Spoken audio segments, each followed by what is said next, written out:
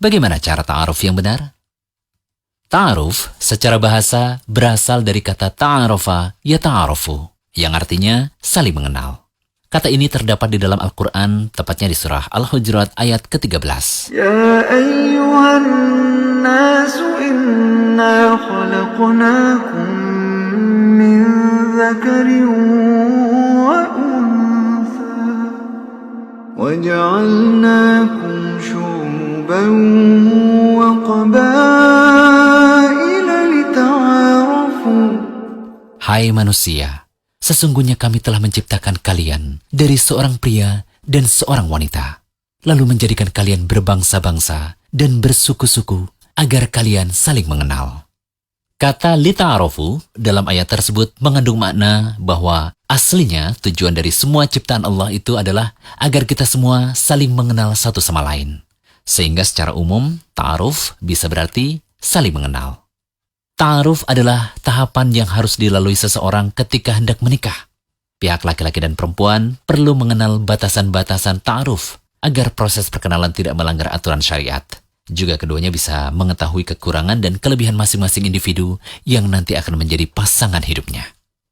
Sebenarnya, tidak ada cara khusus dalam masalah ta'aruf.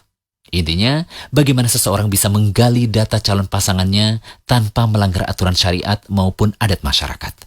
Hanya saja ada beberapa catatan yang perlu diperhatikan terkait ta'aruf. Apa saja?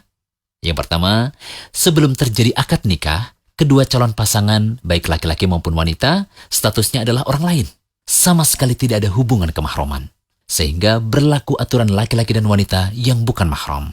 Keduanya tidak diperkenankan untuk berduaan, saling bercengkrama, tebar pesona, apalagi sambil gombal-gombalan, baik secara langsung atau melalui media lainnya. Kedua, luruskan niat bahwa ta'aruf betul-betul karena ada iktikat baik, yaitu ingin menikah. Bukan karena ingin mengoleksi kenalan atau icip-icip dan semua gelagat yang tidak serius. Karena hal ini dapat membuat peluang untuk memberi harapan palsu kepada orang lain. Nah, tindakan seperti ini termasuk sikap mempermainkan orang lain dan bisa termasuk kedoliman. Ketiga, ta'aruf bisa digunakan untuk menggali data pribadi. Hal ini bisa dilakukan dengan melalui tukar biodata. Masing-masing bisa saling menceritakan biografinya secara tertulis, sehingga tidak harus melakukan pertemuan untuk saling cerita. Ingat ya, tulisan mewakili lisan. Meskipun tidak semuanya harus dibuka, tapi tentunya ada bagian yang perlu terus terang, terutama terkait data yang diperlukan untuk kelangsungan hidup berkeluarga. Dan ada juga yang tidak harus diketahui orang lain, seperti dosa masa lalu misalnya.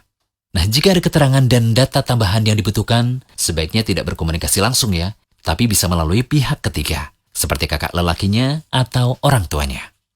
Keempat, setelah ta'aruf diterima, bisa jadi mereka belum bertemu karena hanya bertukar biografi. Maka jika keduanya sudah benar-benar mantap dan menyetujui untuk lanjut ke jenjang yang lebih serius, bisa dilanjutkan dengan nadhar. Nadhar bisa dilakukan dengan cara datang ke rumah calon pengantin wanita sekaligus menghadap langsung orang tuanya. Lalu, bagian mana saja sih yang boleh dilihat ketika nadhar?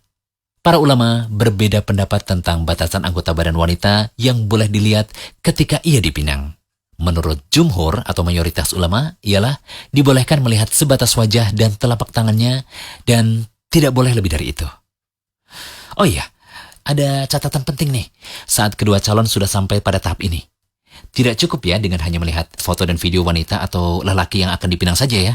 Karena saat ini foto atau video bisa direkayasa, sehingga termasuk tindakan pemalsuan. Apalagi pakai filter untuk mempercantik wajah sesuai keinginan biar terlihat glowing.